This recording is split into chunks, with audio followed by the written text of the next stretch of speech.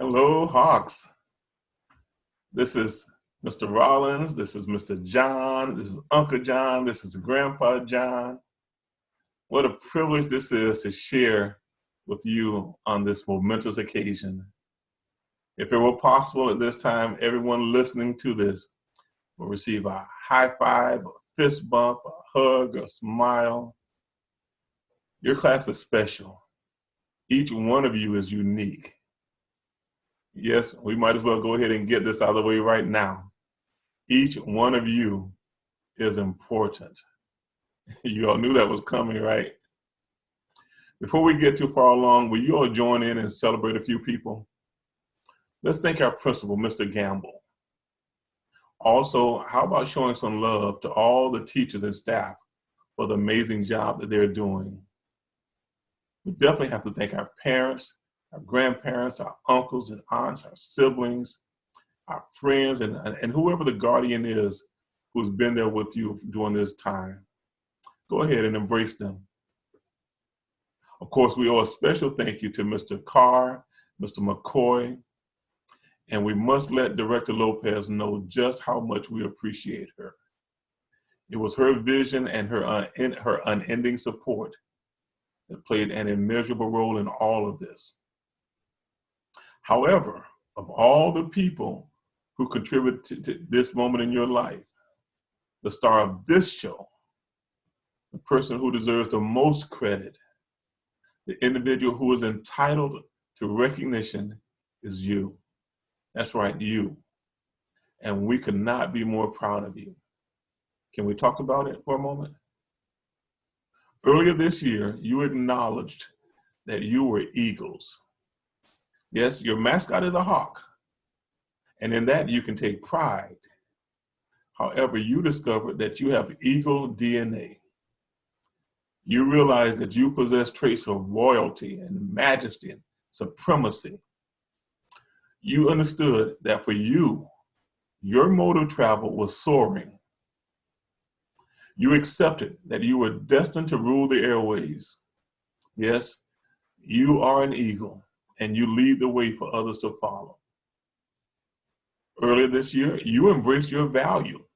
You owned it. You accepted that some people will try to minimize your value. They will say or do things to try to ball you up, throw you down, step on you, and try to make you feel like you're less than dirt. But you decided that you will not allow anyone or anything to rob you of your value. Earlier this year, you resolved to take control of your attitude.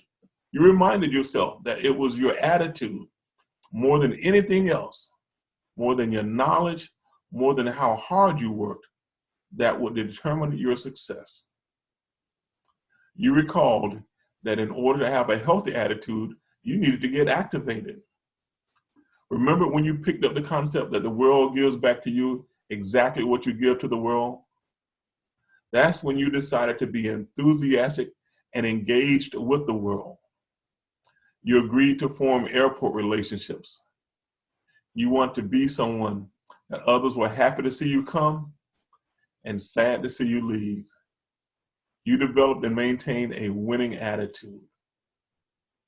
Early this year, you embraced the golden rule. You valued treating others the way you wanted to be treated.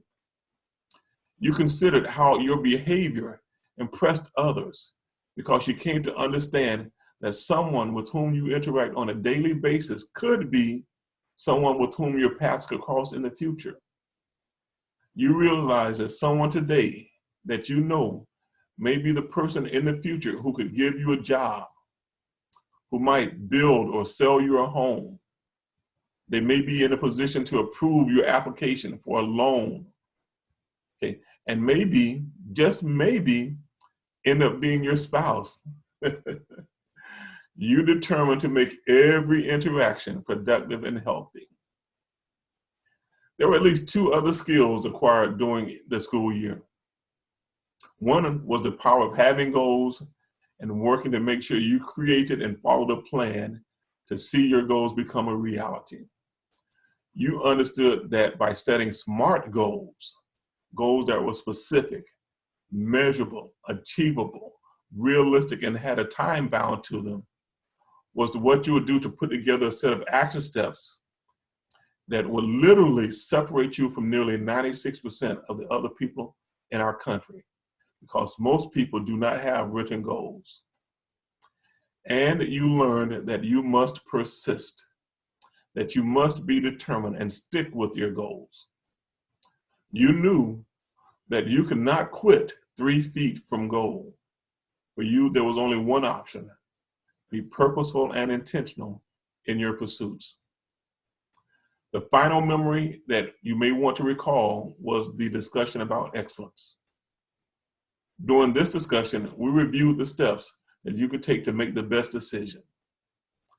You agreed that when you had to make a decision, the choice you made would be one that you were proud of when you made it, but you also would be proud of that decision tomorrow, next month, next year, even 5 or 10 years from now. You decided that you would cultivate a lifestyle that will make you and others proud.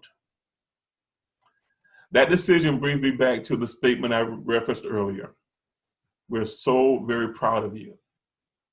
The class of Hawks, the 2020 class, has learned the meaning of living large.